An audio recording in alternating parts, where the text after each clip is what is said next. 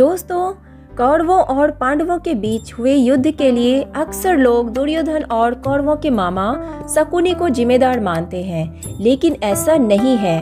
अगर आप महाभारत की कथा पर गौर करेंगे तो आप पाएंगे कि इस युद्ध का बीज बहुत पहले ही बो दिया गया था।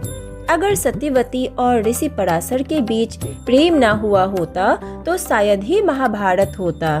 तो आज मैं आपको ऋषि पराशर और सत्यवती का मिलन कैसे हुआ इस कहानी को पूरा बताऊंगी। लेकिन उससे पहले एक रिक्वेस्ट है कि अगर आप मेरे चैनल पर नए आए हैं या आपने अभी तक हमारे चैनल को सब्सक्राइब नहीं किया है तो आज ही सब्सक्राइब करके उस लाल वाले बटन को दबा दीजिए।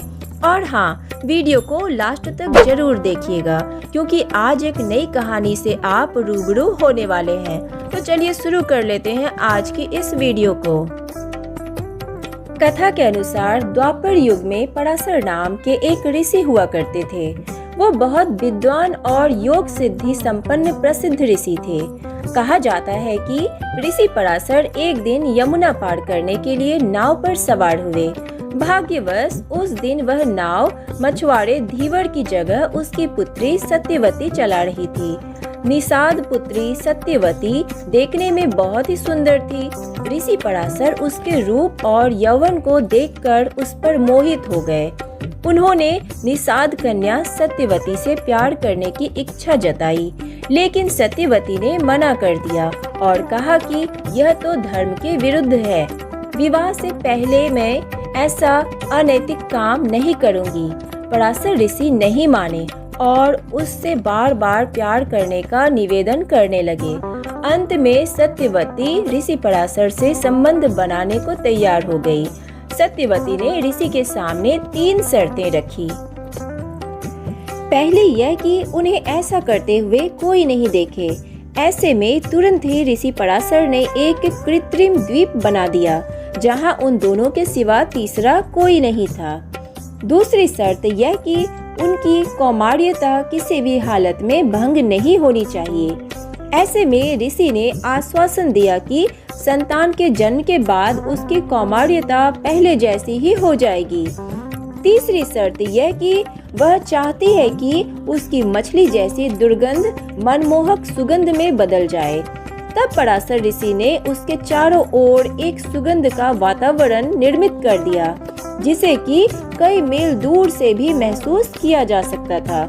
सभी शर्तों को पूरा करने के बाद सत्यवती और ऋषि पराशर ने नाव में ही संबंध बनाए।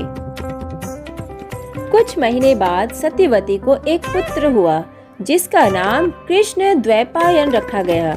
यही पुत्र आगे चलकर महर्षि वेद व्यास के नाम से प्रसिद्ध हुआ।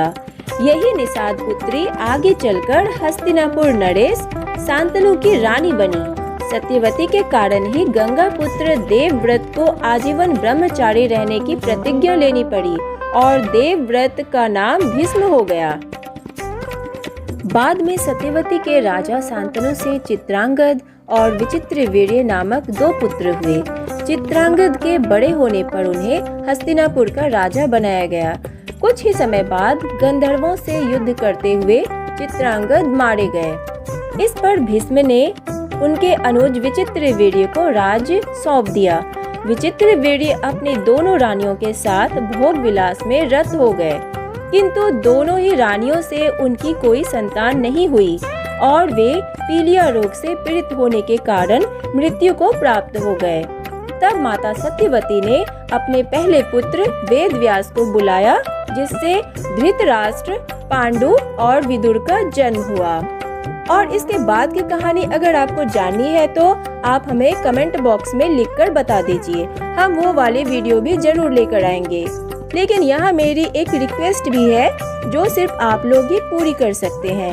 और रिक्वेस्ट तो आप जानते ही हैं कि हमारे चैनल को सब्सक्राइब करके उस घंटी को दबा दीजिए, क्योंकि अगर आप ऐसा नहीं करेंगे तो आपको आने वाले इंटरेस्टिंग वीडियो के नोटिफिकेशन कैसे मिलेंगे।